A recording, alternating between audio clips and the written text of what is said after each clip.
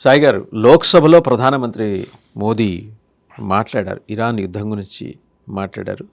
భారతీయుల రక్షణకు సంబంధించి తీసుకోవాల్సిన చర్యలన్నింటి మీద ఏం చేశారో కూడా చెప్పారు.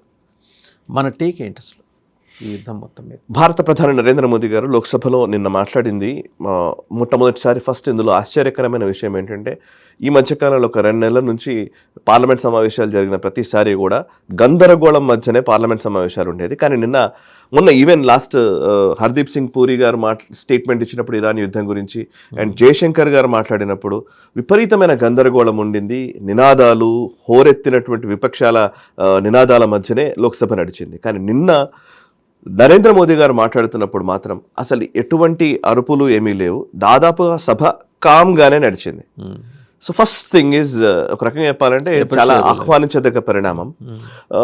సరే, అందులో మేజర్గా మళ్ళీ రాసింది ఏంటంటే, కొన్ని పత్రికల్లో వాటిలో వచ్చింది ఏంటంటే, మేరుగా ఎవరైతే ఈ కేఓస్ బిల్డ్ చేస్తూ ఉంటారో, అక్కడ గొడవలు చేస్తూ ఉంటారో, నిరసనలు చేస్తుంటారో, నినాదాలు చేస్తుంటారో, వాళ్ళు ఎవరు లేరంట అక్కడ సభలో.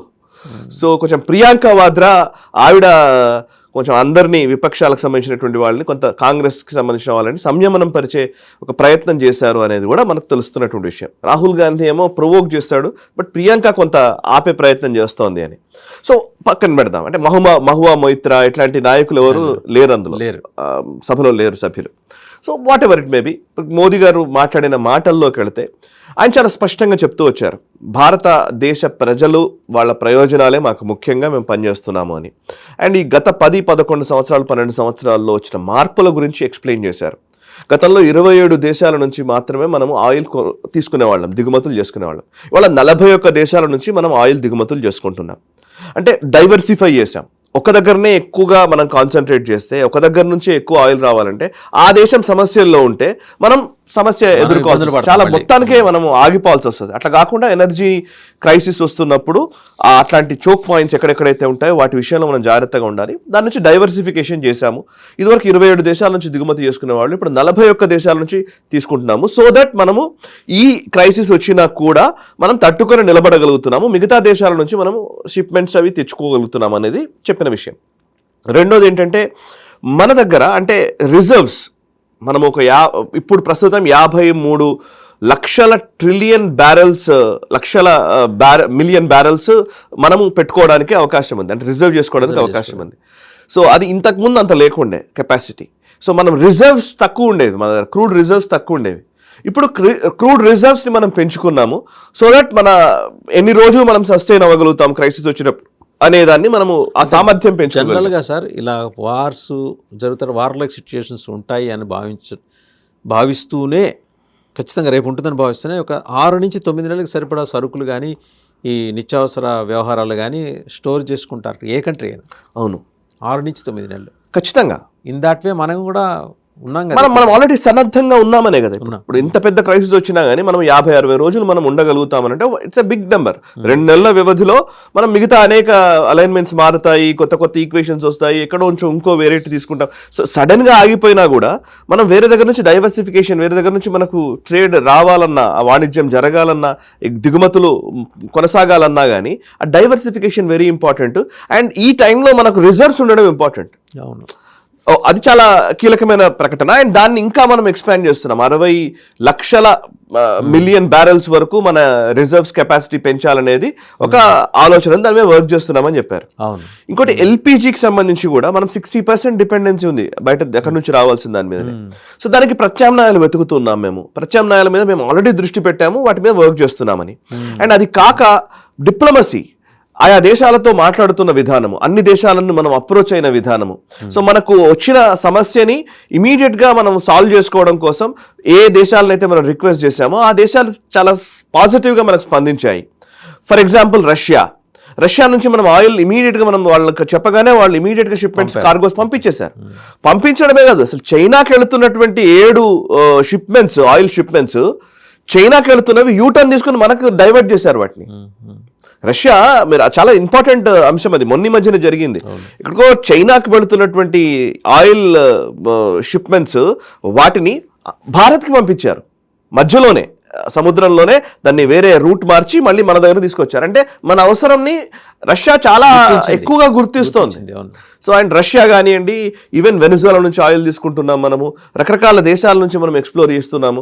సో ఇవన్నీ గురించి ఆయన ఇవన్నిటి గురించి చెప్పారు. అట్ ద సేమ్ టైం భారతదేశంలో కొరత రాకుండా ఉండడం కోసం దేశంలో ఎటువంటి నిర్ణయాలు చేయాలి, ఎలా మనం దీన్ని చూడాలి అనే విషయంలో 24 hours వర్క్ చేసే విధంగా ఇప్పుడు ఈ బ్లాక్ చేసే వాళ్ళు వస్తారు. మనం ఇంతకుముందు మాట్లాడిందే, నిజంగా ఏదైనా క్రైసిస్ వచ్చినప్పుడు ఆ క్రైసిస్ నుంచి, ఆ సంక్షోభ స్థితి నుంచి సొమ్ము చేసుకోవాలనుకునే శక్తులు చాలా మంది పుడతాయి, ఇమీడియట్గా ఎమర్జ్ అవుతాయి. సో వాటిని ఇమీడియట్గా ఆపడం అనేది చాలా కీలకం. సో దాన్ని ఆపడం కోసం ఒక మెకానిజం పెట్టుకున్నారు. ఎవ్రీ డే పాస్ట్ 20 days నుంచి మీరు అబ్జర్వ్ చేస్తే పెట్రోలియం శాఖ అధికారులు, ఆ శాఖకు సంబంధించిన రిప్రజెంటేటివ్, జాయింట్ సెక్రటరీ దగ్గర నుంచి వాళ్ళందరూ కూడా రెగ్యులర్గా ప్రెస్లో మాట్లాడుతున్నారు. వాళ్ళు గైడ్ లైన్స్ ఇష్యూ చేస్తున్నారు, రాష్ట్రాలతో మాట్లాడుతున్నారు, ఎక్కడెక్కడ బ్లాకేట్స్ ఉన్నాయో వాటిని క్లియర్ చేసే ప్రయత్నం చేస్తున్నారు. మనకు ఇంకా ఆ పెయిన్ తెలవలే. Of course yes, commercial cylinders వాటి విషయంలో సమస్య ఉంది, బికాస్ అక్కడ గ్యాస్ ఆగిపోయింది కాబట్టి మనం ఇక్కడ రావడానికి కష్టమైంది. అవును, ఆయిల్ విషయంలో ఎక్కడ ప్రాబ్లం లేదు, పెట్రోల్ బంకులు ఈ విషయంలో ఎక్కడ ఆగలేదు. ఈవెన్ గ్యాస్ కూడా 2 ships వచ్చినాయి కదా సార్. అవును, ఇంకా రాబోయే రోజుల్లో ఇంకో 1 week లో ఇంకో 2 రాబోతున్నాయి. అండ్ ఇంకోటి, ప్రపంచ దేశాలలో చాలా దేశాల్లో ప్రైజెస్ పెరిగినాయి, ధరలు పెరిగినాయి, పెట్రోల్ గ్యాస్ ప్రైజ్లు. మన దగ్గర పెంచలే. ఒక ప్రీమియం పెట్రోల్ కి సంబంధించి ₹2 పెంచారు, ప్రీమియం పెట్రోల్ అంతే. మిగతా మన సామాన్యులకు వాడేటువంటి పెట్రోల్ డీజిల్ విషయంలో ధరల పెరుగుదల లేదు. సో ఇట్లా అనేక అంశాల గురించి ఆయన మాట్లాడారు, మన సన్నద్ధత గురించి చెప్పారు. అట్ ద సేమ్ టైం ఇప్పుడు రాబోయే రోజుల్లో ఏం చేయాలి, ఎటువంటి నిర్ణయాలు తీసుకోవాలి అనే దాని మీద కూడా CCS మీటింగ్ జరిగింది, cabinet committee on security affairs. దాని మీద మీటింగ్ జరిగింది. వాళ్ళు చెప్తున్న ప్రకారం షార్ట్ టర్మ్ ప్రాబ్లమ్స్ ఏంటి, లాంగ్ టర్మ్ ప్రాబ్లమ్స్ ఏంటి, మీడియం రేంజ్లో వచ్చేటువంటి ప్రాబ్లమ్స్ ఏంటి, వీటన్నిటికీ ఎలాంటి మనం సొల్యూషన్స్ తెచ్చుకోవాలి. అఫ్ కోర్స్ ఒక సంక్షోభం వచ్చింది, నిజంగా హార్ముజ్ జలసంధి ఇన్ని రోజులు ఆగిపోవడము, ఇన్ని రోజులు అసలు ట్రేడ్ నిలిచిపోవడము కోవిడ్ తర్వాత ఎప్పుడు చూడలేదు మనం. అంతకుముందు కూడా గల్ఫ్ వార్ టైంలో ఏదో జరిగిందంట, మళ్ళీ తర్వాత కోవిడ్ టైంలోనే ఆగిపోయినాయి. కోవిడ్ టైంలో మొత్తం ప్రపంచమే స్తంభించింది కాబట్టి కొంత స్తబ్దత ఉంది, అది కూడా కొన్ని రోజులే. ఆ తర్వాత మళ్ళీ షిప్ మూవ్మెంట్స్ మొదలయ్యాయి, బికాస్ ఆయిల్ క్రైసిస్ రాలే మనకు ఆ టైంలో, బికాస్ మన అవసరం తగ్గిపోయింది కాబట్టి. లిటరల్గా మాడితే డిమాండ్ తక్కువ ఉంది కాబట్టి సప్లై తక్కువ ఉంది అంతే. కానీ అది కొరత కాదు, అది ఒక రకంగా చెప్పాలంటే. ఇవాళ మనం ఆగిపోయేసరికి ప్రాబ్లం వచ్చింది కాబట్టి దీని నుంచి ఎట్లా మనం బయటపడాలి అనే విషయంలో సీరియస్ చర్చలు జరుగుతున్నాయి. మనం కూడా ఆలోచించాలి. ఒకటి ఏంటంటే, ఈ పెట్రోల్ డీజిల్ మీద నిజంగా మాట్లాడితే ఆత్మనిర్భర్ భారత్ అంటాం కదా, ఈ ఆత్మనిర్భర్ భారత్ అనేది కేవలం స్లోగన్ కాదండి, అది ప్రతి ఒక్కళ్ళు ఆలోచించాల్సిన విషయమే. ఈ దేశంలో మనం ఇదివరకు 2011-12 ఆ టైంలో ఒక రిపోర్ట్ వచ్చింది, ఆర్మీ నుంచి వచ్చినటువంటి ఒక రిపోర్ట్లో చెప్పింది ఏంటంటే, సడన్గా ఒక యుద్ధం వస్తే, ఒక యుద్ధమే భారత్కి వస్తే, పాకిస్తానే ఒక దాడి చేసింది, యుద్ధానికి వెళ్లాల్సిన పరిస్థితి వచ్చింది, అప్పుడు ఏం చేయాలి? చైనా పాకిస్తాన్ రెండూ కలిసి ఒకేసారి దాడి చేశాయి, అప్పుడు ఏం చేయాలి అన్నప్పుడు ఒక రిపోర్ట్లో ఏమొచ్చిందంటే, మన దగ్గర ఉన్న అమ్యునేషన్, మన ఆయుధాలు, మన దగ్గర ఉన్నటువంటి తూటాలు, మన వ్యవస్థ, ఆయుధ వ్యవస్థ కేవలం వారం నుంచి 10 రోజుల వరకు మాత్రమే మన యుద్ధ అవసరాలకు సరిపడా మన దగ్గర ఆయుధాలు ఉన్నాయి. వారం నుంచి 10 రోజులకు మించి మనం యుద్ధం చేయలేం అని అప్పుడు రిపోర్ట్ చెప్పింది. ఓకే, ఎందుకు అని అంటే కనుక అప్పుడు మన డిపెండెన్సీ కూడా ఎక్కువ. ఆయుధాలకు సంబంధించి డిపెండెన్సీ అంటే ఇప్పుడు మనం అందుకే ఎప్పుడు కూడా మనము ఫైటర్ జెట్స్ అమెరికా నుంచి తీసుకోలే ఇప్పటిదాకా. F-16లో, F-35లో ఇవేవి తీసుకోలేం మనం. ఫైటర్ జెట్స్ హైలీ ఎక్స్పెన్సివ్ ఒకటి. రెండోది ఏంటంటే, దానికి ఏ చిన్న ప్రాబ్లం వచ్చినా, ఏ మెయింటెనెన్స్ ఇష్యూ వచ్చినా, ఏదొచ్చినా అమెరికన్ శాంక్షన్స్ అనే ఒక పాయింట్ ఉంటుంది. ఇప్పుడు పాకిస్తాన్ తోటే మనం యుద్ధం చేస్తాము, లేకపోతే ఇంకో దేశంతో యుద్ధం చేస్తాం అనుకోండి, చైనాతోటే ఏదో వస్తుంది కాన్ఫ్లిక్ట్ వచ్చినప్పుడు, వాడు సడన్గా చేతులు ఎత్తేసాడు అనుకోండి, అమెరికాన్ రిలయబుల్ గా మనం తీసుకోలేం కదా. సో సడన్ గా ఏదైనా ప్రాబ్లం వస్తే దాని మీద వాళ్ళ మీద రిలయబుల్ గా వాళ్ళని తీసుకోలేం కాబట్టి, సో మనం అమెరికన్ ఫైటర్ జెట్స్కి వెళ్ళలే. లాంగ్ టర్మ్ లో దృష్టిలో ఉంచుకొని మనం కొన్ని తీసుకుంటాం. ఓకే, ఇప్పుడు అపాచే హెలికాప్టర్స్ తీసుకుందాం, అది వేరే. కానీ నిజానికి మాట్లాడితే ముఖ్యమైన అవసరాలు వాటి మీద అమెరికా మీద డిపెండ్ కావాలంటే, ఒక రకంగా చెప్పాలంటే కొంత అనుమానమే ఉంటుంది. సో యూఎస్ మీద పూర్తిగా డిపెండ్ అవ్వలేం. At the same time Russia మీదనే పూర్తిగా డిపెండ్ అయినా కూడా సమస్య. సో అందుకే మనం డైవర్సిఫికేషన్ చేసుకున్నాం, ఎక్కడ ఏది ఎందుకు ఎలా అవసరమో ఎగ్జాక్ట్లీ. సో ఇప్పుడు ఫ్రాన్స్ నుంచి రఫేల్ తీసుకుంటాం, ఓకే, ఇటు రష్యా నుంచి గతంలో ఉన్న మిగ్స్ సుఖాయ్కి సంబంధించినటువంటి అవి మన దగ్గర ఉన్నాయి. S-400 తీసుకుంటాం. ఓకే, ఇంకా రకరకాల టెక్నాలజీలో ఎక్కడెక్కడైతే బెస్ట్ ఉన్న ఇజ్రాయెల్ నుంచి డ్రోన్ టెక్నాలజీ తీసుకున్నాం. సో మన దగ్గర అవి తీసుకోవడంతో పాటు మన దగ్గర మనల్ని మనం ఎస్టాబ్లిష్ చేసుకోవాలి, మన ఆత్మనిర్భరత పెంచుకోవాలి. ఇప్పుడు రాజ్నాథ్ సింగ్ గారు గతంలో వచ్చిన స్టేట్మెంట్ అంటే 90% ఆఫ్ ఇండియన్ డిఫెన్స్ రిక్వైర్మెంట్స్కి తగ్గట్టుగా 90% ఉత్పత్తులు భారతదేశంలోనే ఉత్పత్తి అవుతున్నాయి.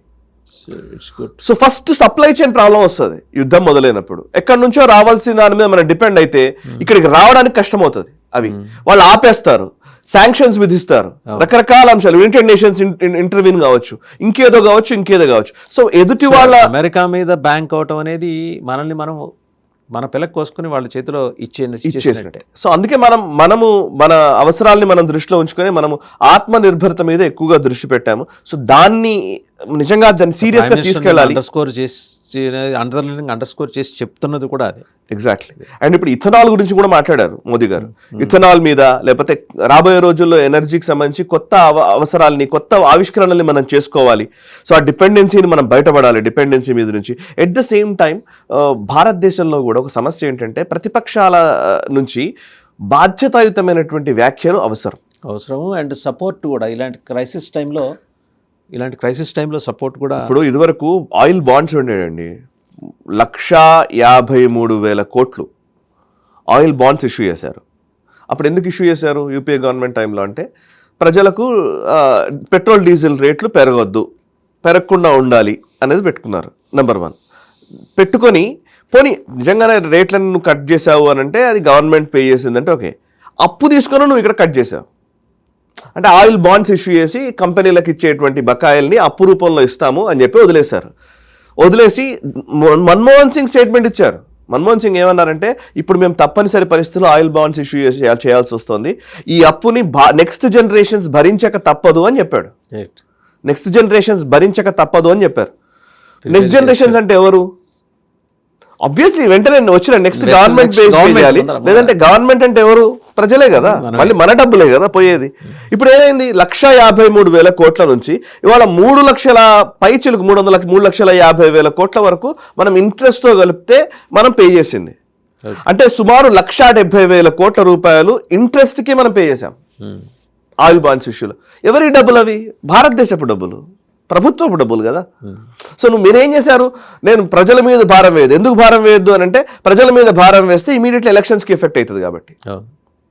ఎలక్షన్స్ని మనం నిలబెట్టుకోవాలంటే మనం గెలవడం ఇంపార్టెంట్ కాబట్టి మేము ఇక్కడ తగ్గించి ఇంకో రకంగా వసూలు చేస్తాం, మళ్ళీ వాళ్ళ మీదనే భారం. అది ఇది ప్రాబ్లం. ఇప్పుడు మన దగ్గర అన్నిట్లో సబ్సిడీలు అవి ఇచ్చే దాంట్లో కూడా మన ప్రాబ్లం అంతా అదే. ఇంతకుముందు ఏముండేది కొరత అంటే ఎల్పిజి సిలిండర్స్ ఇదివరకు 6 సిలిండర్లు ఇచ్చేవాళ్ళు.